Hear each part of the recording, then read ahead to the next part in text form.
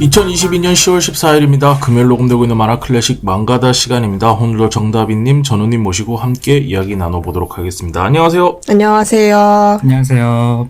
네, 지난주에 저희가 방송 녹음이 문제가 있어가지고 네. 방송이 조금 희한하게 올라갔는데 혹시 들어보셨나요? 네, 저는 들어봤는데 그게 제가 녹음 파일을 날려가지고 그렇게 된 거잖아요. 그래서 뭐 같이 다 잘못한 거지 뭐. 네. 우리가 몰랐지. 다빈님이 그렇게 녹음 파일을 날리는 동안 저희가 체크하지 못한 저희의 잘못이죠. 네네. 한 번 더 확인했어야 되는데. 네, 저희가 이제 딱 숨소리를 듣고 알았어야 되는 건데 죄송합니다 저희가. 네, 그래서 그게 되게 약간 낯설게 들렸고 그래도 이제 오랜만에 제가 추천한 만화로 해서 즐겁긴 했는데 다음부터는 더 신경을 써서 해야겠다라는 생각을 했습니다. 근데 이게 기계 결함이라 아시겠지만 네. 녹음기도 다 소모품이라 어쩔 수 없죠. 뭐 하다 보면 그런 일도 있고. 저도 지금 녹음하려고 지금 에어팟을 꼈는데 한쪽이 안 나와서 굉장히 당황하고 있는 중이에요. 그래서 고장 났나 싶은데 이건 제 개인사니까. 근데 그 다빈님 어떻게 지내셨어요? 우리 지난 시간에 인사를 잘 못해가지고 맞아요. 거의 이 들어주시는 분들은 한 달 반 이상 소식을 못 들은 건데. 한 달 반 동안 시험 기간이 찾아왔고요, 저한테. 그래서 이제 만화를 학교 가는 지하철에서 보고 있고, 네.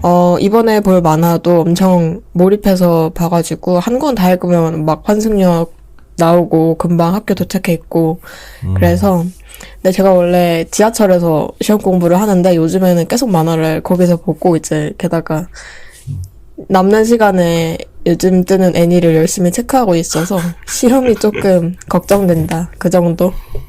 맨날 잘 하시잖아요. 그쵸. 엄살 부리는 거죠. 전우님 어떻게 지내셨어요? 네, 저도 원래 이제 저번에 이야기를 한번 했었던 건데, 다시 또 이야기를 좀 하자면은, 네. 이제 이 청취하시는 분들은 아마 이제 그 사이 스토리가 이제 좀 궁금하실 수도 있으니까, 혹시나. 성인수 작가님께서 이제 하시던 그 많은 수업 이제 다 9월 달에 끝났었고, 그걸로 인해서 이제 뭔가 하나를 이렇게 좀 만들어서 냈는데, 그게 이제 되게 보람이 있었고, 재밌었고, 그런 이야기를 이제 저번에 한번 했었고요. 네. 그리고 이제 저는 그 다빈님이 되게 좋아하는 만화, 네. 치아야 후루라고 있죠. 네, 엄청 좋아하죠. 인스타에까지 올리시고, 처음에 만났을 때도 이야기하고, 네. 그 만화를 그 9월 달에 추석 때인가 세트 할인을 해서 맞아요. 제가 이제 샀어요. 그리고 이제 조금씩 이렇게 미뤄두고 있다가 10월 초에 이제 연휴 기간이 몇 번 있었잖아요. 네.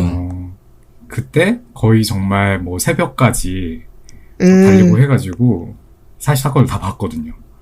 네. 하룻밤에 한 20권을 몰아보기도 했었고. 진짜 그렇게 되는 만화죠.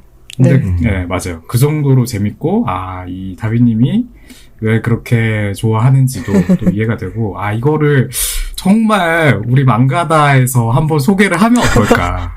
너무 길어서. 너무 소개를 하고 싶은데, 44권. 완결이 49권이라고 하는데. 네. 50권이에요, 50권. 그래요? 네. 50권 아직 안 나오긴 했는데. 그러면 50권까지 한국에 다 정발되고 나면 곧 되겠죠? 되고 나면은. 성인수 작가님, 가능하실까요? 어떻게든 되겠지, 50권 한번 해봅시다. 그렇게 하고 싶다는데, 두 분이. 하면 정말 좋을 것 같죠. 한 2-3달 동안 할까요? 나는 이거 보고 나서 그냥, 여자 캐릭터 이쁘다, 이 생각이랑 그냥 뭐야, 이 카드 뽑기는 이 생각 들었거든요? 아니에요. 그런데 되게 다빈님이 이 만화에 진심이더라고. 그래서 저번에 예전에 이거 실제로 경기하는 카드도 와서 보여주신 적 있고. 저 내년에 이거 보러 가요, 일본에. 경기 보러. 진짜? 네. 진짜로요? 네, 명인전 보러 가기로 했어요. 어쨌든 그래서 그래요, 한번 해요. 40건, 50건 내가 힘들면 되는 거 아니야? 완결되면은 그때 한번 다루는 걸로. 네. 이북으로 50건까지 다 나오고 나면은 쭉 하면서 한번 얘기를 하도록 하죠. 그리고 지난번 작품인 세이타 오리오 작가 이제 째깍째깍 조금 이제 어렵게 올라가긴 했는데 이 편에 관련해서 톰 세디앙님께서 댓글을 남겨주셨어요. 2권을 보고 하차하셨답니다. 아, 네. 2권을 보고 골든골드는 너무 재밌게 본 탓에 기대가 많이 컸나 봅니다. 기빨리는 전개와 갑자기 설명이 많아지는 구간, 그리고 독백이나 어떤 전조도 없이 주요 인물들의 시점 변경으로 인해서 약간 정신이 없으셨다고 하면서 좀 이게 무표정하게 힘들어하게 보신 모양이에요. 근데 이게 그러시면서도 안에서 뭔가 툭툭 던져주면서 이야기를 끌고 가는, 이게 좋게 말하면 툭툭 던져준 채 이야기를 끌고 가는 건이고, 안 좋게 말하면 그때그때 생각나는 대로 한 연출이란 뜻이죠. 예, 이런 게 이제 솜씨가 있어서 대단하게 느꼈다. 그런 부분은 참 재밌었다라고 하면서, 댓글을 남겨주셨습니다. 근데, 우리가 지금 계속 뭔가 연타석 파워볼을 날리고 있는 그런 느낌이었잖아요. 네. 근데 이제 오늘 소개할 만한 그래도 셋 다 뭔가 합심이 돼서 얘기를 할 수 있는 것 같아서 되게 좋을 것 같은데, 그래도 뭐 째깍째깍이 그렇게 막 보기 힘든 만화, 보면 안 되는 만화 이런 건 아니었고, 아니죠. 제가 봤을 때 네. 되게 재밌는 만화였는데 아마 보시는 분들의 취향에 따라 좀 달라질 것 같습니다. 이렇게 댓글이랑 좀 남겨주시면 저희가 매번 방송에서 읽어드리고 있고요. 망가다 코너에 나온 댓글은 망가다에서 읽고, 미약탐구의 코너에서 나오는 건 미약탐구에서 읽고 있는데, 이렇게 댓글 남겨주시면 저희도 더 기쁘고 소통되는 느낌이 있으니까 방송 들으시고 작품 보신 분들은 댓글을 남겨주시면 감사할 것 같습니다.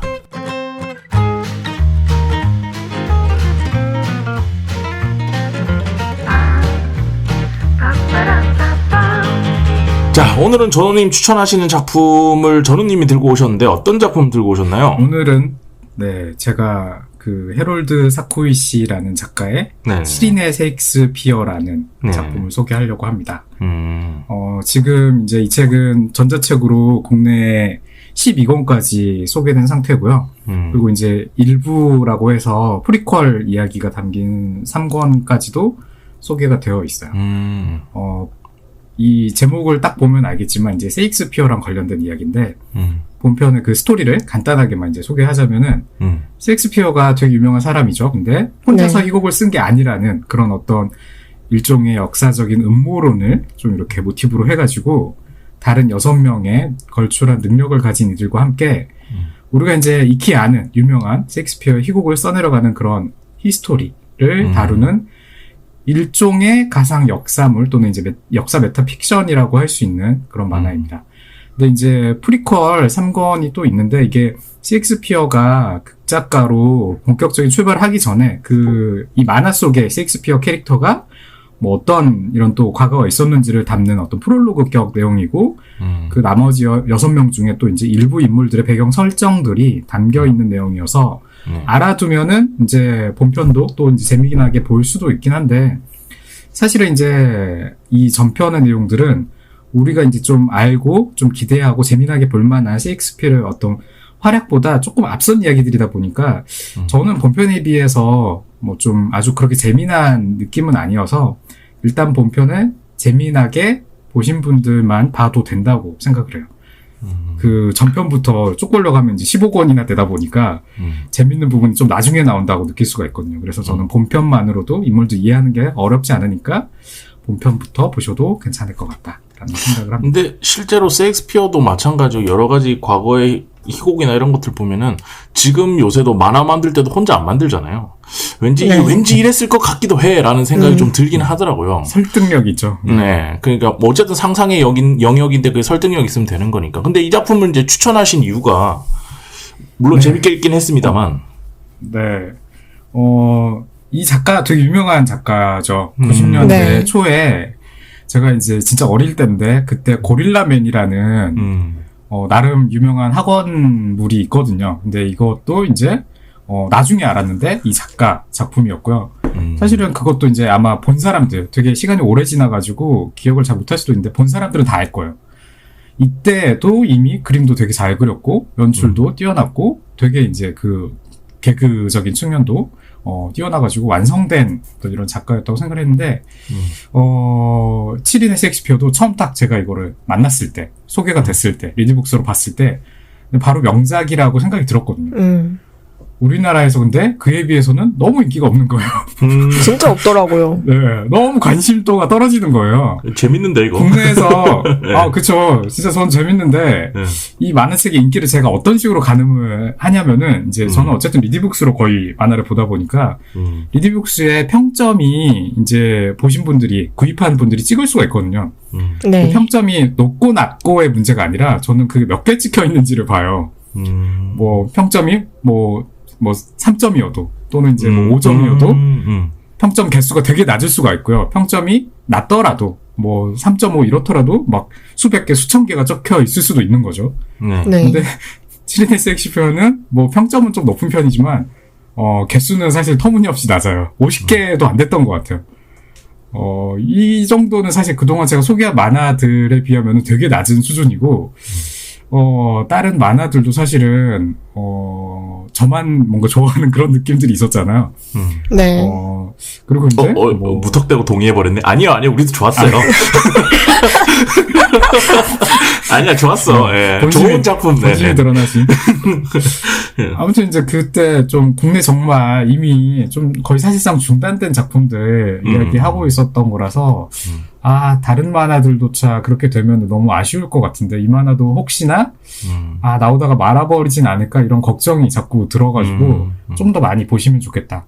그래서 충분히 좀 연재돼서 좀 소개되면 좋겠다라고 생각해서 하루빨리 소개를 해야겠다라고 생각했습니다. 저는 굉장히 즐겁게 읽었어요. 그러니까 원래 저도 약간 성격이 급한 성격이라 몇 편 보다가 째깍째깍 때 말씀드렸죠. 2편 뒤에부터 이상하다. 이렇게 하는데 이 작품은 나도 모르게 어느 순간 5권까지 읽고 있더라고요. 그래서 되게 재밌다라는 생각이 들었고, 그리고 아시겠지만 우리가 역사적 인물들의 자료나 특히 뭐 이런 좀 오래된 사람들의 자료는 다 잘 없기 때문에 근데 잘 없는데 이렇게 뭐 사람들이 뛰어나는 뭔가를 업적을 남긴 거는 확실하잖아요. 근데 그런 사람들이 있을 때 혹시 그냥 뭐 그런 생각하잖아요. 뭐 외계인이 아니면 뭐 잉카 문명의 외계인이 내려와서 벼 심고 이런 거 알려줬다는 것처럼 혹시 이 사람도 외계인이 아닐까 이런 생각 드는 사람들 종종 가끔씩 만나거든요. 근데 그런 생각 뭐 이런 종류의 상상력이랑 또 다른 차원의 상상력을 더해서 작가가 이걸 만든 작품인 것 같은데 저는 일단 나온 데까지는 굉장히 재밌게 읽었습니다. 저는 이 작가 맨 처음에 안 게 아까 전현님께서 말하신 그 고릴라맨이 아니라 밴드 만화 100이라고 있는데 되게 유명한 만화고 이것도 거기서도 굉장히 옛날에 나온 만화. 다빈이 어떻게 또 그거 알고 있는 거예요? 이제 저한테 사실 이렇게 옛날 만화를 어떻게 아시나요? 라는 질문이 조금 무의미한 것 같긴 한데 저는 이제 만화를 각 잡고 좋아하기 시작했을 때부터 옛날 만화 도장 깨기 그런 거를 했고 100도 그때 본 것 같은데 저도 좀 오래전에 본 거라서 세세한 내용까지는 기억을 못해도 그때 본 밴드의 느낌이나 전체적인 분위기 같은 거는 기억을 하는데 거기서도 밴드 문화나 배경이 되는 시대의 분위기 같은 거를 되게 현장감 있게 잘 살려놨던 기억이 나요. 그렇죠. 뭐 100 이야기가 나왔으니까 잠깐 이제 저도 뭐 같이 말을 좀 곁들이자면 이게 이제 완결된 지는 시간이 또 한참 지났으니까 뭐 지금 이 시점에서는 다 옛날 만화 느낌이 되긴 했던 것 같아요. 근데 이 만화 연재할 때 시점에서는 이제 90년대 뭐 2000년대쯤에 그 음악 대중문화들 관련된 내용들을 만화로 소개하고 만화로 다루고 한 만화는 또 이제 그렇게 많지 않았기 때문에 되게 유니크한 이런 밴드 소재의 만화였고, 근데 저는 또 잊고 있었어요. 저도 이걸 완전 잊고 있었는데 이 7인의 셰익스피어가 소개된 덕분인지 올해 그 100 세트가 또 한번 할인을 했던 적이 있거든요. 네. 이것도 다 알고 계셔. 네. 근데 그걸 이제 그때 나와서 구입했다가 이거 오랜만에 보는 거니까 일단 구입을 좀 해놓자 싶었다가 또 어느 순간 이제 밀어놨다가 언젠가 아마 5월달에 또 연휴 때인가 한번 이걸 1권을 봤거든요. 근데 별 생각 없이 봤는데 진짜 몇 날 밤을 그냥 완결이 될 때까지 계속 또 달려서 볼 수밖에 없는, 분명히 오래된 만화인데 그리고 단점도 이제 보면은 또 이제 와서 보면 되게 많이 발견되는데 흡입력은 정말 장난 아닌 그런 만화인 것 같고요. 근데 이제 그때 제가 보면서 21세기 지금 2022년에서 이걸 보니까 일본이 만화로 이렇게 어떤 판타지를 만들어 놓으면은 그게 현실에서 실현을 하는 거는 결국 우리나라이지 않나? 라는 그런 개입이 느껴지더라고요. 뭐 캡틴 츠바사 같이 되게 유명한 뭐 유럽 축구계를 누비는 만화 만들어 놓으면은 결국 유럽에서 더 인상을 이렇게 끼친 어떤 축구 선수들은 우리나라 선수들이 좀 더 아시아에서 많았고 백을 보다 보니까 이거는 거의 지금 시점에 어떤 BTS 느낌 아닌가? 그런 정도의 어떤 이런 인상들이, 이게 옛날에만 봤으면은 그냥 완전 판타지로만 느껴졌을 텐데, 지금에 와서 보면은, 이게 또 진짜 현실적인 어떤 이런 일들도 사실 완전히, 판타지로만 또 이렇게 느껴지지 않는. 그래서 어떤 부분은 또 리얼하게 느껴지는 부분도 있었던 것 같아요. 백 재밌죠. 저도 재밌게 본 기억이. 재밌어요. 저는 그 만화를 먼저 이제 보고 7인의 셰익스피어를 봤는데 보니까 이제 이 리얼리티 추구를 엄청 중요하게 여기는 작가라는 생각이 들었어요. 이 7인의 셰익스피어라는 만화가 중세 직후의 근대를 배경으로 하고 있어서 세계사를 알면 이제 훨씬 더 재밌게 볼 수 있는 만화인데 그거를 잘 몰라도 이 만화 내용 안에서 설명을 엄청 잘해줘서 그런지 맞아요.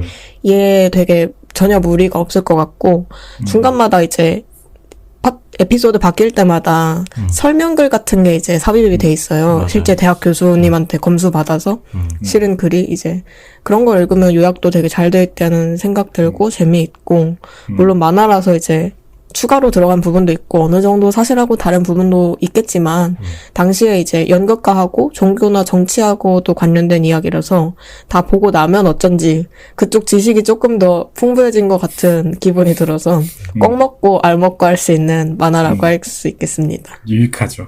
맞아요. 네. 이게 저도 뭐랄까 어차피 상상력인데 그 상상력이라도 너무 허무맹만 하면은 그냥 킬링 타임으로 가버리는 건데 그게 아니고 네. 내용에 좀 동의하면서 봐지는 지점들이 있었어요.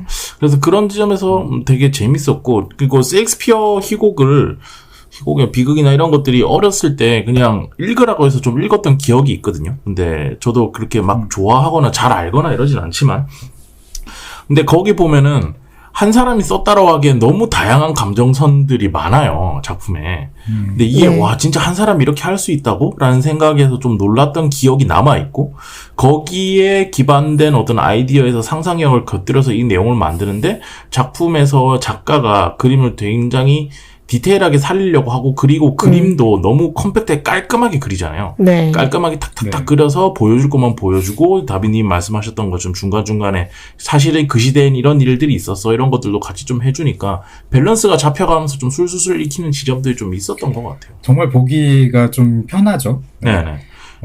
이게 단순히 재미를 넘어서 일단 저는 이게 어쨌든 이게 뛰어난 작품이라고 생각하는 이유가 그 말씀하신 그런 내용들 다 포함해서거든요.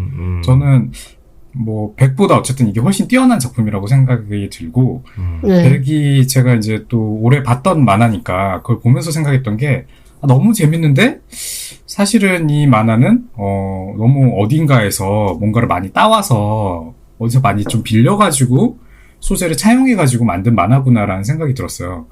뭐 기본적인 어떤 캐릭터나 또는 이제 어떤 이야기의 구조나 또는 이제 그냥 하나하나의 뭐 소재들, 뭐 배경이라든가 또는 뭐 캐릭터들이 입고 있는 옷 같은 것들까지도 어디서 많이 본 듯한 이게 되게 유명한 어떤 장면에서 나오는 그런 것들을 많이 기시감을 느껴가지고 뭐 초상권은 당연히 이제 허락받지 않았을 텐데 이 사람 어떤 유명 뭐 연예인이나 뭐 아티스트 데리고 쓴 거잖아라는 생각들이 드는 뭐 지나가는 뭐 이렇게 엑스트라라든가 또는 주요 캐릭터들조차도 그런 캐릭터가 꽤 있고요.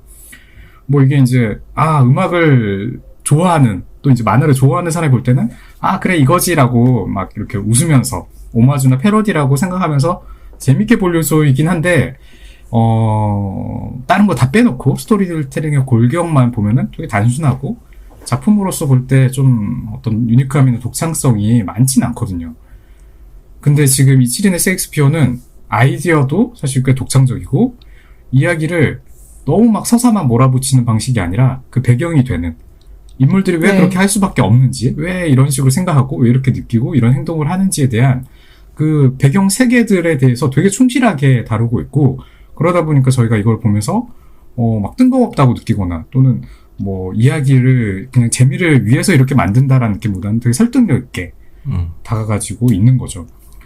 그리고 이제 이 작가의 강점들이 아까 말씀을 하신 것처럼 어떤 되게 리얼리즘의 바탕을 두고 있는 것들이 많거든요. 그림도 약간 그런 묘사들이고, 뭐, 이야기를 전개하는 방식들도 그런 방식들이고, 그러다 보니까 제가 볼 때는, 이거는 작가의 강점을 완전히 살리는 이야기라는 생각이 들었어요.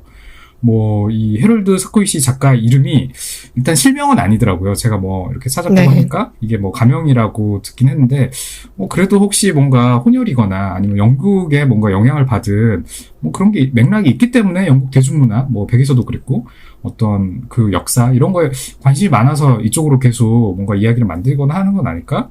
뭐 이런 생각도 좀 들었고요. 어쨌든 이 사람이 그 영국과 관련된 역사적인 거와 관련된 관심이나 본인의 어떤 그 몰두되어 있는 부분이 있어서 본인의 강점들이 또 여기에 이제 더해져가지고 정말 어떤 재미난 이야기가 만들어진 것 같고요. 여기서 이제 중점적으로 다뤄지는 역사적인 배경이 그 영국의 어떤 개신교의 역사잖아요. 네. 그죠. 사실은 이게 이제 종교적인 어떤 이런 거랑 연관된 거를 역사적으로 다룰 때, 이게 지금 시절에서 보게 되면 그 시절에 왜 그랬지라고 좀 이해가 안 되는 지점들이 되게 많이 있거든요.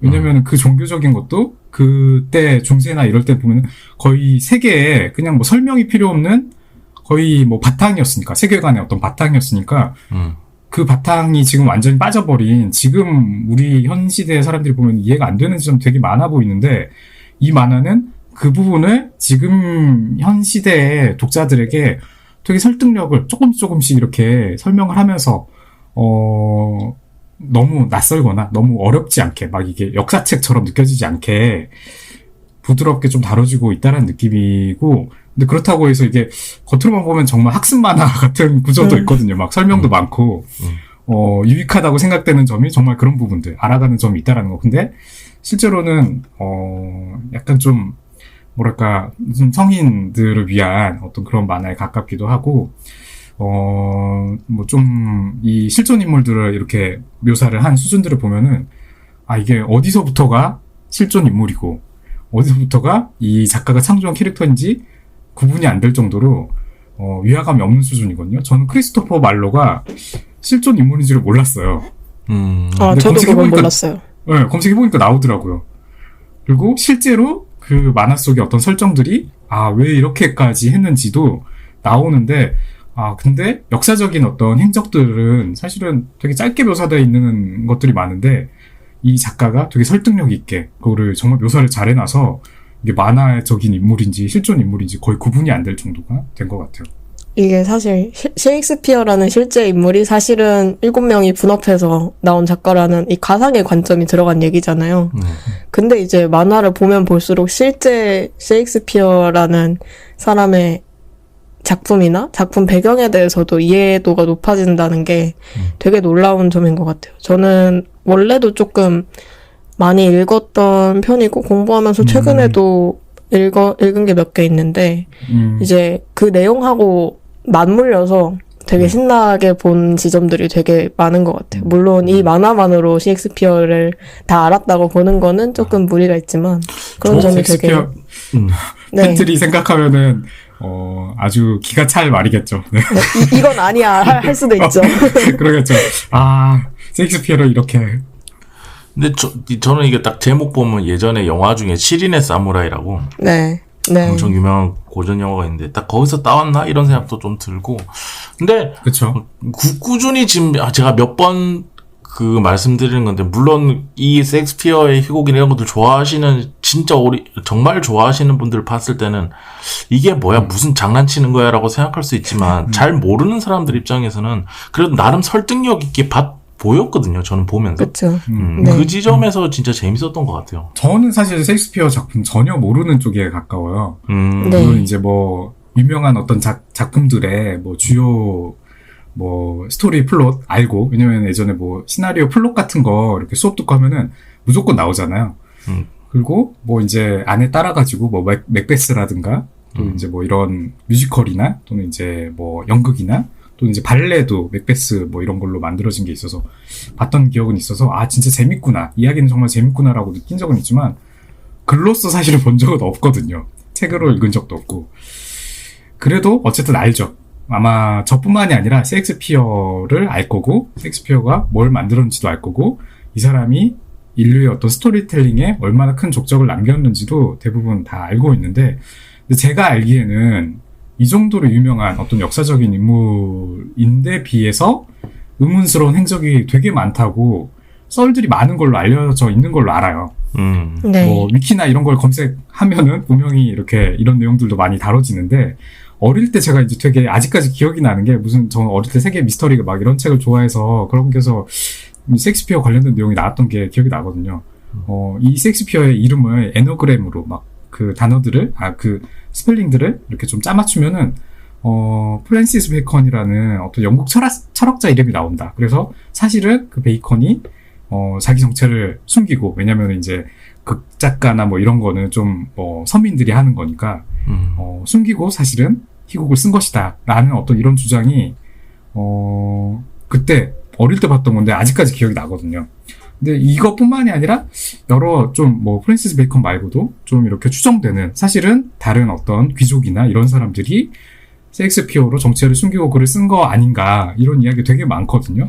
있을 법하죠. 셰익스피어의 출신이나 학력, 경력 이런 걸로 봤을 때는 아까 이제 성희 작가님 이야기처럼 어떻게 이런 거를 갑자기 이렇게 튀어나와가지고 줄줄이 명작들을 계속 써낼 수 있나, 이 의문들이 그때부터 있었다라는 거예요. 그리고 이 사람의 작품을 제가 저는 다 보지 않았다고 하지만 어쨌든 그 스토리텔링에 어떤 재미의 본질들이 다 들어가 있잖아요. 시나리오 네. 어떤 이런 구조를 설명하면은 항상 다뤄지는, 그리고 이 사람의 어떤 그 배경이 되는, 이야기 배경이 되는 것들이 다 역사적인, 심지어는 셰익스피어가 살던 시절이 아니라 다 예전에, 고전에 어떤 이런 지식들을 가지고 왔고, 그리고 이제 그 셰익스피어를 좋아하는 분들이 대부분 다 이야기하는 게 어떤 문장의 아름다움, 그리고 그 안에 들어간 어떤 시적인 표현들의 아름다움에 대한 말들을 많이 하시거든요. 맞아. 또 이제 뭐 희곡이니까 그거와 관련된 어떤 극적인 연출들, 그리고 이제 우리가 다 알죠. 어떤 명대사들, 뭐 죽느냐 사느냐 뭐 이런 것들. 그 외에 이제 어쨌든 그 성실성, 이런 정도의 유명한 작품들을 이렇게 많이 만들어냈다고? 이런 사람들이, 그런 작가들이 그렇게 많다고? 좀 당연히 의문이 들만 하죠. 물론 이제 희대의 천재라면은 뭐 다 가능한 거죠. 가끔 나오는, 이제 튀어나오는 그런 천재들이 있으니까. 네. 근데 이제 우리가 천재들을 직접 만나지 않다 보면은, 멀리서 이렇게 봤을 때는 말도 안 돼 라고 당연히 생각을 할 거고, 믿기 힘들죠. 그런, 평범한 사람들의 입장에서 봤을 때는 사실은 지금 이 7인의 셰익스피어 이야기가 정말 훨씬 설득력 있는 이야기인 것 같아요. 그래서 흥미로운 소재이기도 하고, 그거를 이 작가가 정말 설득력 있게, 그리고 오히려 그러다 보니까 이야기의 풍성함을 더해져서 재미나게 이렇게 만들어낸 이야기가 아닌가. 전우님이 이제 스토리가 풍성하다는 얘기를 해서 또 배경, 거기에 한몫하는 배경 얘기도 하고 지나가고 싶은데, 이 셰익스피어랑 같이 사는 셰익스피어의 일행이 대부분 카톨릭 신자예요. 그래서 일행의 몇 명은 아예 숨어 지내다가 이름을 바꿔 지내다가 하는 상황이고, 아예 밖으로 못 나오는 사람도 몇 명 있는데, 이제 그 시대상이, 개인이 지닌 특정한 속성이 그 사람들을 부당하게 박해하는데도 그거를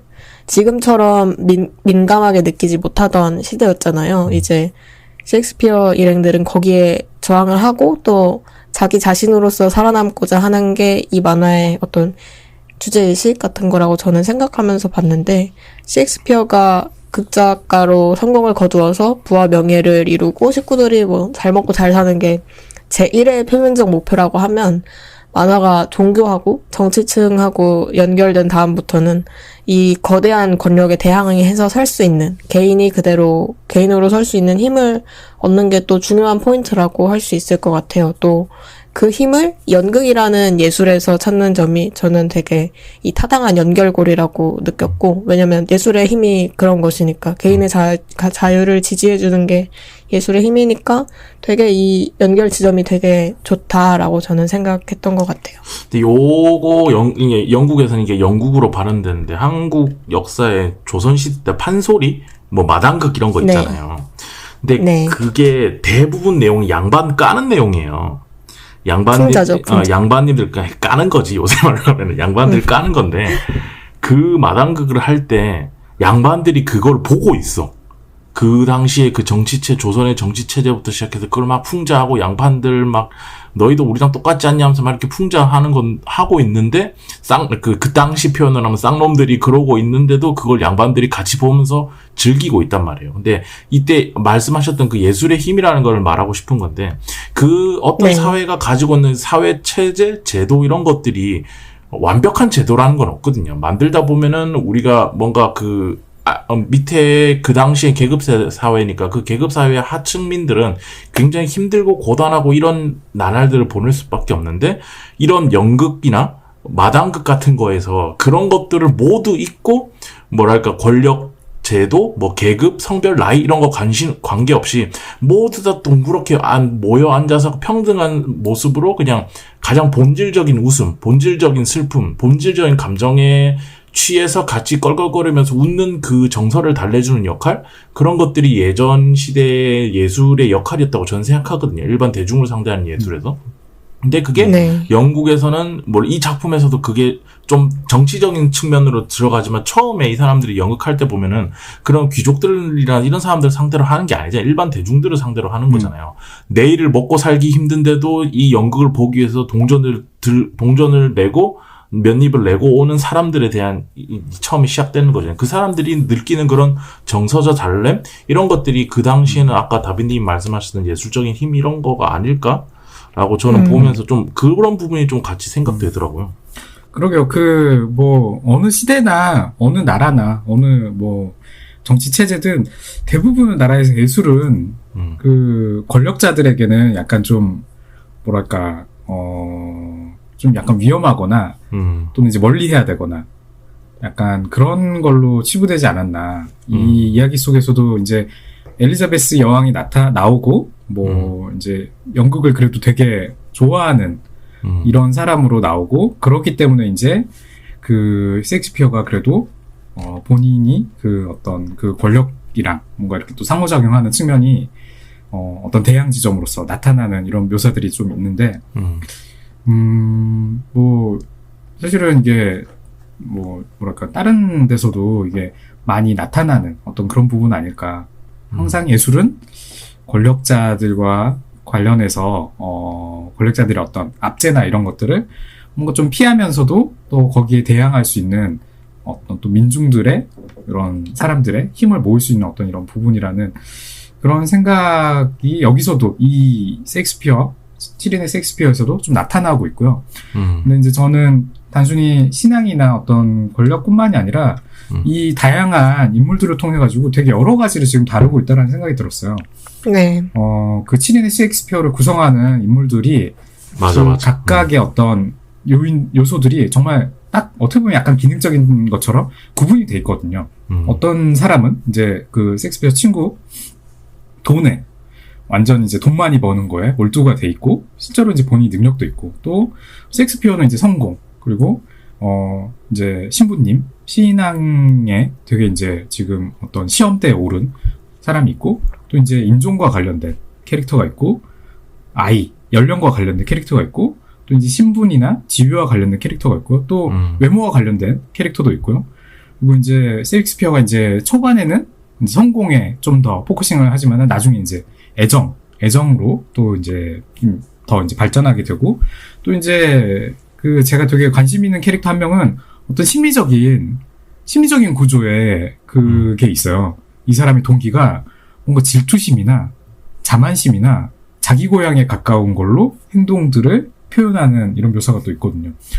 그래서 각각의 어떤 동기화된 부분들이 되게 다르다. 물론 사실은 어떻게 보면 이건 좀 단순한 묘사들일 수도 있는데 사실 그 만화에서 여러 캐릭터들의 여러 동기를 표현을 한다라는 것도 쉽지가 않거든요. 그래서 저는 이 백보다 더 뛰어나다고 생각하는 이유 중에 하나가 이런 거예요. 완전히 백은 뭐 여러 캐릭터가 나오기도 했고 되게 긴 이야기도 하고 뭐 여러 가지 이제 다층적인 면도 있긴 하지만 복합적인 면도 있고 그래서 저는 그 이야기를 설명하면은 어쨌든 그거는 대중적인 스타가 되길 원하는 그냥 소년의 판타지였다고 생각을 하거든요. 이거는 지금 티린의 셰익스피어는 사실 그거보다는 한참 많이 여러 가지를 담고 있고 각각의 어떤 그 캐릭터들의 욕구나 욕망들이 좀 더 복합적으로 작용하고 있고, 그게 시린의 셰익스피어 그 일행들 말고 다른 상호작용하는 그 캐릭터들도 또 마찬가지고요. 뭐 어떤 적대자처럼 나오던 캐릭터들도 어떻게 보면 이제 뒤로 가면 또 이야기를 보다 보면은 다른 측면들이 또 나타나고요. 그래서 이게 되게 복합적인 이야기들이다. 근데 작가가 막 엄청 진지하진 않아요. 되게 쉽게 그 SD 캐릭터처럼 되게 이제 그 묘사를 짧게 하면서 웃기게 묘사하는 이런 부분들도 자주 나오고, 네. 이야기가 한참 뭔가 막 이렇게 가볍게 가다가도 또 어떤 때는 너무 좀 심하지 않나 싶을 정도로 잔인하거나, 또 이제 어떤 진지하거나, 또는 어떤 부분은 또 이거 성인 만화였나 싶을 정도로 갑자기 그런 묘사도 막 이렇게 나올 때도 있고, 이 수위가 되게 여러 가지 측면을 넘나들거든요. 초반에는 그냥 이거 학습 만화 수준이라고 생각을 했는데, 그래서 이거를 이제 다 이해하면서 그거를 어떻게 보면 약간 이렇게 굴곡진 어떤 이야기의 수위를 넘나들면서 볼 수 있는 건 결국에는 성인들이라고 생각을 하고요. 성인 취향의 만화라는 이야기가 이제 이런 부분이고요. 네. 성인들이 이걸 더 재미나게 볼 수 있는 이유 중에 하나는 이 성인 정도 돼봐야지 우리가 이제 어떤 그 조별과제라는 경험을 해봤기 때문에, 협업이라는 거를 해봤기 때문에, 협업이라는 게 어떤 건지 알고, 협업이라는 게 어떻게 이루어져야 되는지에 대한 생각도 하고, 그런 어떤 감이 있을 것 같은데, 이 셰익스피어 이 만화 속에서는, 어쨌든 이게 이제 셰익스피어라는 게 하나의 사람이 아니라 하나의 집단이라는 지금 이 주장을 하고 있는 만화잖아요. 네. 그리고 이제 각각의 능력과 각각의 욕구와 각각의 목표가 이제 상호작용하고 집약되어가지고 오히려 더 큰 시너지를 낸다라는, 그게 이제 작품의 완성적인 측면에 기여를 한다라는 그런 이야기를 또 하고 있는데, 되게 이상적인 협업의 구조죠. 조별 과제를 할 때 가장 이상적인 모습이죠. 각각의. 완벽하죠, 저 정도면. 네. 그래서 어떻게 보면 정말 이런 협업의 형태가 있다면은 또 이것도 한편으로 판타지긴 하지만은, 그러면은 정말 셰익스피어의 작품들이 나올 만도 하다. 천재적인 그런 작품들이 나올 만은 하다 생각이 되고, 이런 설명을 계속 보다 보면은 설득되는 거죠. 어느 순간 이 이야기의 구조에 설득이 돼버리는 거예요. 지금 현대 독자들이 사실 더 설득될 수밖에 없을 것 같아요. 지금 예술들은 정말 완전하게 분업되어 있는 상황이니까. 저는 이 만화가 연령 제한이 안 걸려 있는데 막 맞아요. 당시의 고문 방식을 그대로 그려줘서 보여주면서 막 내장 구워서 태우는 그런 부분도 있고, 트라우마. 저 그거 보고 깜짝 놀랐거든요. 그래서 그게 되게 놀란 게 있는데, 어쨌든 이 만화가 아직은 순조롭게 종이책으로 13권까지 이북으로 12권까지 나온 작품인데, 네. 이제 주인공인 셰익스피어가 중간부터 러브라인을 만나서 그 러브라인이 들어간, 원래는 자기 얘기가 아니라 그냥 러브라인이 들어간 희극을 쓰기 시작하다가 거기에 실제 자기 연애가 신분 차이 때문에 잘 안 풀리기 시작하거든요. 그래서 그거를 결말을 못 냈어요. 12권까지. 근데 저는 그거 읽고, 여기서 어쩐지 뒤에서 셰익스피어의 대표작 중에 하나인 로미오와 줄리엣이 이 내용하고 엮여서 나올 것 같은 느낌을 받아서 그게 되게 재밌었어요. 12권 보는 동안 막 맥베스나 베니스의 상인처럼 이름이 진짜 유명한 작품들이 나오고 그걸 쓸 거라고 하면 어쩐지 알지 하고 되게 신나는 기분이 들거든요. 그래서 마침 로맨스 코드가 막 차근차근 진행이 되기 시작했으니까 이 뒤에 로미오와 줄리엣이라는 진짜 유명한 작품도 이 사람이 극으로 보여주지 않을까 하는 생각이 들었던 것 같아요. 그러니까 이제 말씀하신 그런 부분이 이 이야기에서 가진 독자들로서 이렇게 계속 기대하고 있는 큰 재미 요소인 것 같아요. 우리가 이제 그 역사, 어떤 메타픽션들을 볼 때 알고 있는 어떤 역사가 있고, 이게 언제 나오지? 약간 두근두근 하면서 기다리는 부분들이 있잖아요. 네. 있죠. 약간 제가 그 화복요원이라는 삼국지 만화를 좋아하는데, 그 만화가 약간 이런 부분이 있거든요. 우리가 알고 있는 삼국지 스토리가 있는데, 이 캐릭터가 사실은 이 캐릭터라고, 또는 이 이야기가 이런 식으로 된다고? 이런 게 되게 놀라울 때가 많거든요. 셰익스피어, 이 시린의 셰익스피어 만화에서도 우리가 알고 있는, 물론 이제 저는 사실 셰익스피어 만화를 극들을 엄청 잘하는 건 아니다 보니까 네. 이게 사실은 로미오와 줄리엣도 뭐 대략의 이야기만 하니까 이게 이런 거랑 막 이렇게 결합될까까지 상상은 안 되긴 했는데 다른 이야기들 같은 경우에는 이게 서로 연관돼 있구나라고 이야기를 좀 이렇게 전개해주는 부분이 있고요. 저는 초중반의 리처드 3세를 중점적으로 이렇게 다룰 때 이 리처드 3세를 제가 잘 모르는 작품이기도 했고 리처드 3세가 실존 인물인데 전혀 몰랐던 인물이기도 했고 뭐 사실은 다른 뭐 베니스의 상인이라든가 햄릿이나 이런 것들에 비하면 유명하지 않더라고요. 뭐 막 그렇게 알려진 작품도 아니고. 근데 이것 덕분에 이제 좀 이렇게 많이 알게 됐고 이런 것들을 보면은 리처드 3세가 이제 만화 속에서 주요 인물이 또 되는 어떤 배우가 리처드거든요. 근데 이제 리처드 3세의 어떤 이런 캐릭터를 융합시켜가지고 리처드 3세라는 이야기도 어떻게 보면은 대중들에게 더 이렇게 좀 더 알리는 게 우리가 지금 만화를 보고 있는 독자들에게 똑같이 다가가는 측면이 있거든요. 이런 식으로 정말 메타적인 측면에서 이 만화를 어쨌든 작가는 역사를 알고 있는 상황이니까 메타적인 측면에서 그려내는데 단순히 이게 있던 이야기를 그냥 좀 다르게 한다라는 게 아니라 작가가 독자들이 그래서 이거를 어떤 식으로 경험하게 될 것인지를 어느 정도 좀 이렇게 상상하고 좀 풍성하게 계속 만드는데 고민을 하고 있다라는 생각이 들었어요. 저는 이게 우리가 처음 이제 12권 세트로 만났잖아요. 그래서 난 12권이 끝인 줄 알았어. 그래서 5편, 이제 솔직히 한 5편까지, 재밌다, 이렇게 보다가 이제 5편쯤 가면 이제 성공 좀 하잖아요. 처음에 잘 안 되다가. 그래서, 재밌다, 이러고 보고 나서 이제 12권이 끝이니까, 나는 끝이라고 생각했어. 그래서 12권까지 쭉 달려가면서 한 번에 다 봐야지 하면서 봤거든요. 좀 무리해서라도 한 번에 다 봐야지 끝이니까. 근데, 끝이 아니더라고. 아직 오히려 그때부터 시작인 것 같은. 이제 이 셰익스피어 스튜디오가 떡상하고 나서부터의 얘기니까. 근데 나는 12권에서 딱 끝냈어도 되게 멋있었을 거라는 생각이 들었어요. 그러니까는 이후에 셰익스피어의 뭐 대단하게 유명한 내용이나 이런 것들을 우리가 다 알고 있으니 그 전까지를 세팅 값으로 보여준다. 그리고 뭔가 완전한 성공까지 보여준다기보다는 이 친구들이 어떤 관계고 어떤 느낌이고까지가 딱 12편에 양쪽 연극하는 데서 대회하는 배틀에서 이기게 되는 거니까 거기까지만 딱 보여주고 이 작품 끝냈어도 되게 재밌었겠다라는, 훨씬 낫지 않았나? 나는 그런 생각이 좀 들어서 이제 약간 허탈하긴 했어. 마지막에 그 아줌마 막 울잖아. 나 그러고 싶지 않았어 이러면서 울면서 끝나잖아. 네, 하여튼 뭐 그런 생각이 좀 들었어요. 더 나와야 돼요. 왜? 더 많이 나와야 됩니다.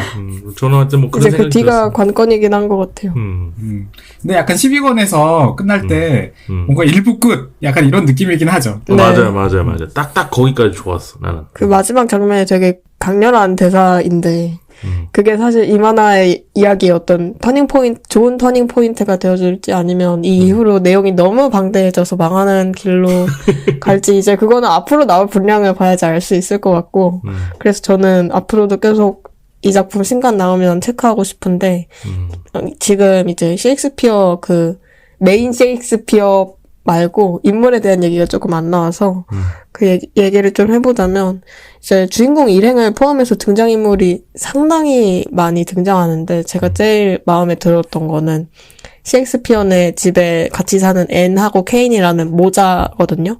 원래 이 사람들이 약간 학대하는 남편 아버지 집에서 도망쳐 나와서 셰익스피어네랑 같이 살게 됐는데 그래서 거의 집 밖으로 못 나오다시피 하는 두 사람이에요. 근데 엄마는 셰익스피어의 그게 음악으로 도움을 주고 이 조그만 애기는 무대 연출로 도움을 주는 점이 멋지고 좋았고 이 만화의 주인공 라인은 사실 거의 다 숨은 조력자 캐릭터라고 할 수 있는데 그 중에서도 되게 매력적이었던 캐릭터로 다가왔고 특히 이 엄마인 앤이라는 캐릭터가 집안이 원래 잘 사는 편이었고 원래부터 음악적 재능이 되게 출중했는데 얼굴이 못생겨서 집에서 악기를 제대로 못 배우게 했다는 게 어쩐지 제가 그 시대 사람들 많이 나오는 소설에서 비슷한 내용으로 많이 봤던 것 같아서 이 인물의 디테일이 되게 잘 살아있구나 생각을 했던 것 같아요. 셰익스피어를 구성하는 7명이 처음부터 다 공개되어 있지가 않잖아요. 네. 이제 분명하게 드러나는 사람도 초반에 이제 4-5명 정도 있긴 하지만은 이제 다른 뭐 2명 정도는 윤곽이 뭐 나와 있는 이런 모습은 있지만 확실하진 않거든요. 좀 애매하게 계속 드러나는데 저는 이제 그 미학적인 부분을 다루고 있는 그 캐릭터 한 명이 좀 재미나다고 생각을 했어요. 근데 이제 이 캐릭터가 다 그 7명이 누구인지도 어떻게 보면 스포일러이기도 하다 보니까 이거를 이제 뭐 자세히 밝히진 않고 그냥 그 한 명에 대해서만 얘기를 하자면은 책 파는 상인이 있거든요. 초반부터 나오고 이 사람이 되게 이제 웃기게 생기기도 했고 네. 또 뭐 이제 말도 뭐 이렇게 뭐 웃기게 하고 그리고 또 이 뭐랄까 뭐 이제 도움이 많이 되거든요. 뭐 정보도 알려주고 역사적인 또 이제 그 책도 구해다주고 그래가지고 처음에도 뭔가 좀 이렇게 도움이 되는 캐릭터처럼 나오기도 한데 이게 중간에 보면은 뭔가 막 계략을 자꾸 꾸미려고도 하고 뭔가 중간에 뭔가 결정적인 측면에서 갑자기 도움을 안 주려고 하는 딱 선을 긋는 이런 모습들도 나오고요. 또 이제 그 프리퀄 본편 말고 그 일부로 나와 있는 스토리의 초반을 보면은 이 포프라는 캐릭터가 셰익스피어랑 뭔가 등을 돌리고 있는 그런 캐릭터처럼 또 나와요. 적대하는 것 같은. 그래서 이후에도 이 캐릭터가 어떤 결속되어 있는 다른 인원들이랑 다르게 뭔가 이 7명에 포함되는 것 같기도 하고 아닌 것 같기도 하고 그래가지고 나중에 언젠가는 사실은 지금 뭐 좀 7인에 포함된 것처럼 이야기를 했지만 오히려 이 사람이 어떻게 보면 나중에는 제외되고 뭐 또는 뭐 다른 사람이 또 들어온다든가 이런 식으로 어떤 결속되지 않은 그 모습을 좀 보여주고 있어가지고 앞으로의 이야기에 이게 단순히 지금 7인이 구성되고 뭔가 계속 그냥 이대로 간다라는 게 아니라 뭔가 긴장감을 계속 주고 뭔가 변화될 가능성을 여전히 남겨놓은 그런 요소로서 되게 마음에 드는 캐릭터인 것 같아요. 근데 이 캐릭터가 그 뭐랄까 그게 있죠. 그러니까 어쨌든 그 셰익스피어 스튜디오 집까지 찾아오는데 우리 편인지 아닌지 아직 알 수 없기 때문에 만들어주는 긴장감 같은 게 있다고 저는 생각하고 전 개인적으로 이 캐릭터 중에서 그 하인 있잖아. 하인. 그 캐릭터가 굉장히 저는 마음에 들었어요. 네네. 왜 웃으세요? 웃겨서. 이 캐릭터가 진짜 마음에 들었는데 왜냐하면은 좋은 주인 만난 하인만큼 편한 게 없어요, 세상에. 그래서 저는 이 캐릭터가 그러니까 할 일만 하면 자기 의사 표현하고 자기가 뭔가 표현하고 싶은 거 감정을 다 표현하는데 아무 문제 없는 하인이잖아요. 그래서 그 작품에서 너무 자유로워 보이는 거야, 이 캐릭터가. 그래서 물론 이제 밖에 외부적인 어떤 비하인드 스토리는 있지만 적어도 이 집 안에서는 하인이지만 너무 자유롭잖아. 그래서 정말 주인 잘 만난 하인 부럽다.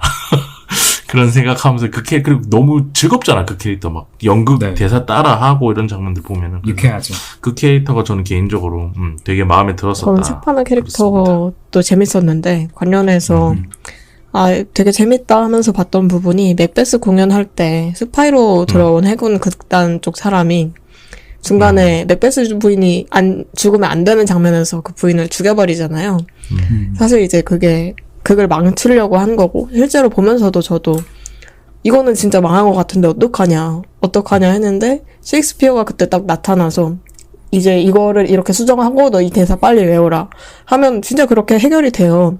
근데 그거 보면서 야 이거 아무리 셰익스피어가 날고 긴다고 해도 조금 억지 아니냐 했는데 사실은 이 책 파는 남자가 원래 추천한 쪽의 줄거리가 그거였고 끝까지 셰익스피어가 그쪽을 선택할까 말까 고민했다는 걸 보여주는 장면에서 그 캐릭터가 딱 나왔을 때 되게 카타르시스 같은 걸 느꼈던 것 같아요. 근데 이게 오늘 녹음본에 이게 들어갈지 안 들어갈지 모르겠는데 전우님 집 고양이 정말 이쁘게 잘 우네요. 맞아요. 이게 계속 들리고 있나요? 네, 들리고 있어요. 나쁜 의도로 얘기하는 게 아니고 고양이를 제가 엄청 좋아하거든요. 귀여워서 이게 문을 지금 좀 닫고 지금 녹음을 하고 있는 거예요. 소리가 이제 들어갈까봐 지금 거실에 고양이들이 네. 있는데 저는 방에 있고. 문 밖에서 하는 거구나. 이상하게 그러니까 지금 제가 꼭 문을 닫고 있으면은 정말 밖에서 엄청 울더라고요. 원래 고양이들 그러죠. 열어달라고. 네, 열어달라고. 근데 원래는 이제 아내가 있는 날은 밖에서 이제 좀 말릴 텐데 오늘 지금 밖에 없어가지고 안 계셔서. 그래서 지금 계속 찾고 있는 것 같아요. 네. 그런 것 같아. 이어서 이야기를 할게요. 네. 네네. 네.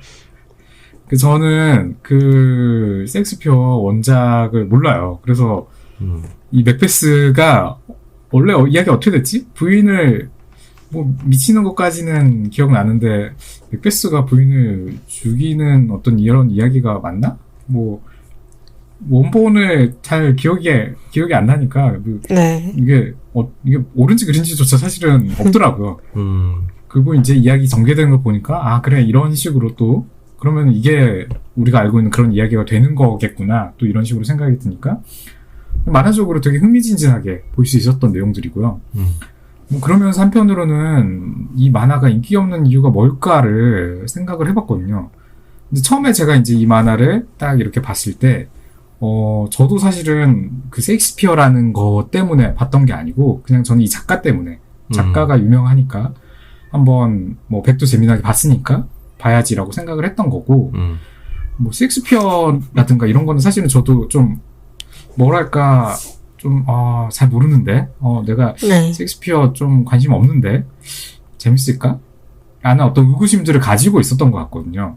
사실은 다른 분들도 좀 그런 비슷한 느낌이 있지 않을까. 뭐 영국 역사라든가 그 시절이라든가 뭐 대부분 사람들이 그렇게 뭐 관심 있는 사람 많지 않을 거고 물론 뭐 셰익스피어를 좋아하시는 분들도 많이들 있는데 사실은 그런 분들은 셰익스피어를 보지 만화책을 보고 계시지 않는 분들이 많잖아요. 그쵸. 예, 그러다 보니까 이게 이 만화 독자들로서는 좀 이게 관심이 없는 어떤 이런 영역이 아니었을까 생각이 드는데 아니다. 셰익스피어 전혀 몰라도 재밌고 재밌다. 영국 역사나 뭐 이런 배경들 전혀 몰라도 너무 재밌고 아마도 뭐 예상에 따르면은 안다면 더 재밌을 거다. 다비님이 그래도 네. 이렇게 셰익스피어 좀 많이 보셨다고 하는데 이렇게 재밌다라고 하시는 거 보면은 셰익스피어를 안다면 더 재밌을 텐데 몰라도 괜찮다. 알면 많이들 좀 보시면 좋겠다. 더 재밌고 이제 네. 셰익스피어를 좋아하거나 세계사를 좋아하거나 아니면 연극 작품을 좋아하거나 셋 중 하나에 해당하면 분명히 재미를 느낄 수 있을 만한 작품이라고 저도 동의를 하고요.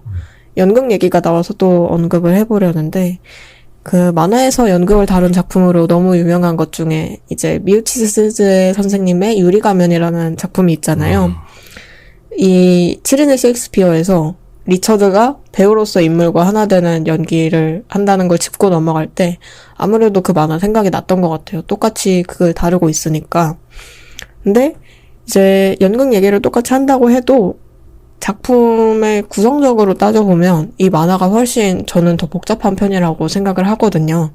유리가면은 극 자체하고 연예계 그리고 주인공 두 사람의 연기를 엄청 집요하게 다룬다고 하면 이 만화 같은 경우는 그 연극 요소를 엄청나게 세분화해서 그걸 다 보여주기도 하고 또 앞에서 말했던 것처럼 연극뿐만 아니라 정치 얘기 또 종교 얘기가 이 스토리하고 되게 긴밀하게 결합이 되어 있어서 이 이야기가 개연성이 있으려면 그 중에 하나가 막 죽으면 안 되고 막 튀면 안 돼요. 그래서 그걸 다 끌고 나가야 되는데 이게 되게 그래서 레이어가 풍부한 만화인데 일단 12권까지는 어느 한쪽이 조금 되게 엇나간다거나 억지스럽다는 느낌을 거의 못 받은 것 같아서 저는 이 작품 다시 보는 동안 되게 놀랐던 것 같아요. 저는 사실은 이제 유리가면 유명하니까 이름은 들었지만 보지를 않아가지고 진짜 연극을 다룬 충격이네요. 보세요. 네. 제가 아는 연극 다룬 만화는 네. 옛날 개그 만화 중에 골 때리는 연극부라는 만화가 있거든요. 그것만 생각이 나요. 다비님도 아마 이거는 모르실 거다. 네. 네. 아무튼 이제 이 이야기 속에서 극단의 배우들이 희곡을 관객이 선보이는 과정에서 되게 중요한 역할로 등장하죠. 아까도 제가 잠깐 이야기했던 것처럼 리처드라는 배우가 등장하는데 배우가 있기 때문에 실제로 이제 관객들이 그 셰익스피어가 만든 어떤 그 희곡을 되게 결국에는 이제 완성된 어떤 형태로 더 극적으로 이렇게 경험하게 되는, 완성도를 더해주는 그런 모습으로 나오고, 그 과정의 이야기들이 되게 잘 묘사가 되어 있는 것 같아요. 연극에서 이 배우들은 또 어떤 역할을 하는가, 배우들이 얼마나 큰 기여를 하는가도. 그래서 어떻게 보면은 저는 사실 이렇게 예상을 좀 한 부분이 있어요. 그 배우도 이 7인의 셰익스피어의 하나로 들어가지 않을까. 뭐 이거는 이제 이야기 속에서 좀 확인을 하시면 좋겠다. 이 청취하시는 분들이. 근데 이제 제가 보면서 조금 아쉬운 게 여기서 또 발견이 되거든요. 이 작가의 안 좋은 습관. 저한테는 이게 안 좋은 습관이라고 생각되는 건데, 그 백에서 느꼈던 약간 불만스러운 점처럼 이 부분에서도 다른 거에서 우리가 익혀야 하는 어떤 거에서 모티브를 가져와서 너무 또 티나게 쓰는 게 좀 나타나는 게 저는 아쉬웠어요. 리처드를 묘사하는 어떤 이런 그 캐릭터의 이런 게 그 다크나이트의 조커 그 부분의 모티브를 많이 차용해가지고 쓰고 있거든요. 뭐 캐릭터 얼굴 분장도 그렇고 그 외에도 이 어떤 유명한 영화 포스터들을 가져다가 장면 연출에 쓴 경우들이 몇 부분이 또 보여요. 저는 이게 개인적으로는 좀 아쉬워요. 왜냐면은 이번 작품은 정말 독립적인 어떤 작품으로서 충분히 완성도가 높은 만화라고 생각을 하는데 이런 식으로 또 다른 데서 이미지나 어떤 것들을 차용해가지고 오는 게 오히려 작품은 떨어지지 않나. 뭐 저는 이게 이제 그 음악으로 이야기하면 일종의 그 샘플링이라고 생각을 하거든요. 샘플링도 음악에서 되게 어떻게 보면 창작의 한 영역으로 이미 들어왔지만 예전에는 그런 비판도 많이 있었거든요. 그냥 다른 유명한 노래 따다가 이렇게 그냥 노래 만드는 식으로. 그래도 샘플링은 최소한 저작권을 주죠.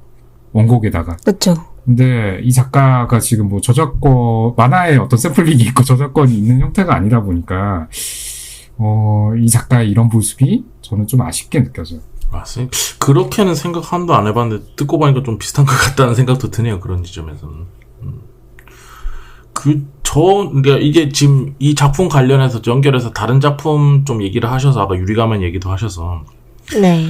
저는 그 엄청 옛날 영화인데 셰익스피어 인 러브라는 영화 있어요. 혹시 아세요? 몰라요. 알죠. 그게 이제 지금 말하는 것처럼 셰익스피어라는 캐릭터 자체가 미스터리한 부분이 너무 많기 때문에 그것과 관련해서 지금 7인의 셰익스피어처럼 뭔가 상상력을 더해서 만든 작품이 영화인데 이제 기네스 펠트로라는 배우가 나와요. 우리한테는 아이언맨 비사였던 그 나중에 부부가 되는 그 연기하셨던 분이 젊었을 때 나오는데 이제 셰익스피어가 이제 왜 어떻게 그렇게 화려한 문장과 좋은 문장을 시를 쓸 수 있었나, 이 사람이 어떤 사랑을 했길래 그게 가능했었던 건가에 대해서 지금 7인 셰익스피어라는 작품이랑 좀 비슷하게 뭔가 상상력을 발휘해서 만든 그런 작품이 있어요. 그래서 혹시나 이 작품 보시고 나서 마음에 든다, 이 작품 재밌다라고 하시는 분 계시면 이 7인의 그 셰익스피어 인 러브라는 영화도 한번 같이 찾아서 보시면은 비슷해요.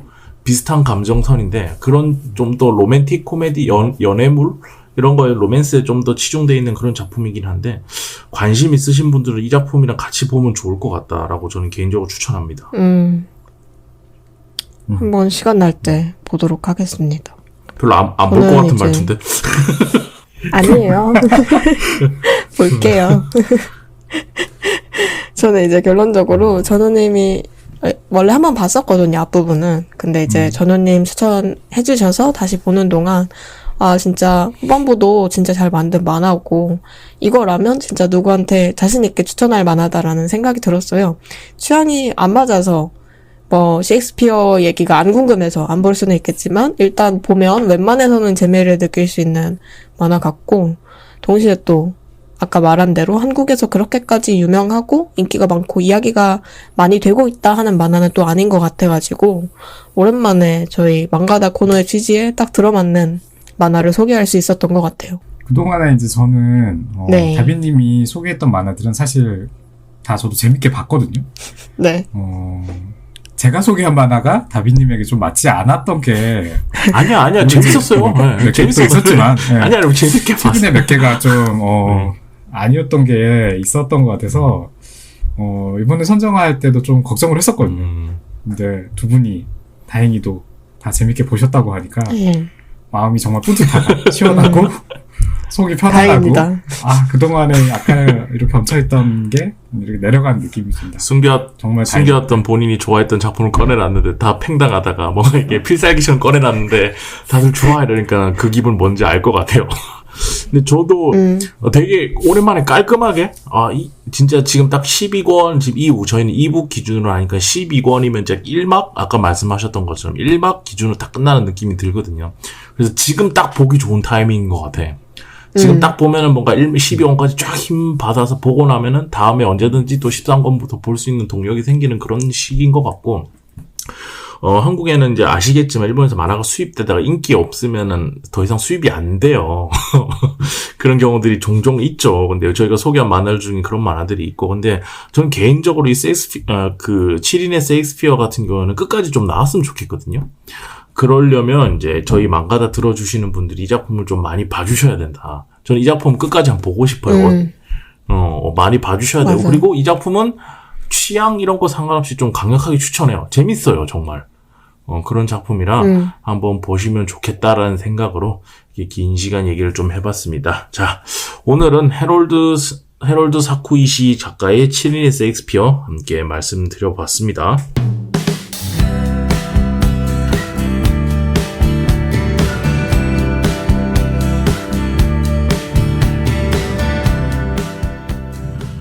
일단 우리끼리 먼저 하자마. 이게 편집을 어떻게 해야 될지 모르겠다. 파일이 몇 개 오는 거야, 전부 다 나한테.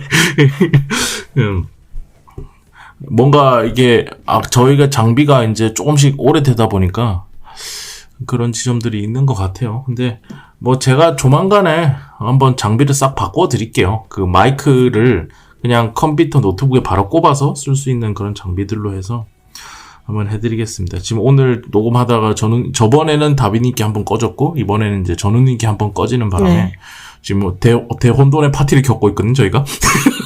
다음에 좀 장비를 업그레이드해서, 그리고 아시겠지만 저희가 하고 있는 이 녹음 장비가 녹취하는 장비예요. 그러다 보니까 약간 음성이 좀 더티하게 들어가는 지점들이 있거든요. 근데 저번에 녹음된 거 보셔서 알겠지만 혼자 녹음할 때 제가 노트북에 꼽아서 했던 마이크는 그래도 우리 목소리가 좀 더 깔끔하게 들어가요. 그래서 장비를 더 좋은 걸로 준비를 해서 앞으로 녹음을 더 편하게 할 수 있도록 한번 해보도록 하겠습니다. 오늘은 녹음기가 언제 어떻게 서로 고장날지 모르기 때문에 오늘 여기서 끝내도록 하죠. 자, 다들 오늘 고생하셨고요. 네. 망가 다음 시간에 또 찾아뵙도록 하겠습니다. 다음에 뵙겠습니다. 안녕, 감사합니다. 감사합니다.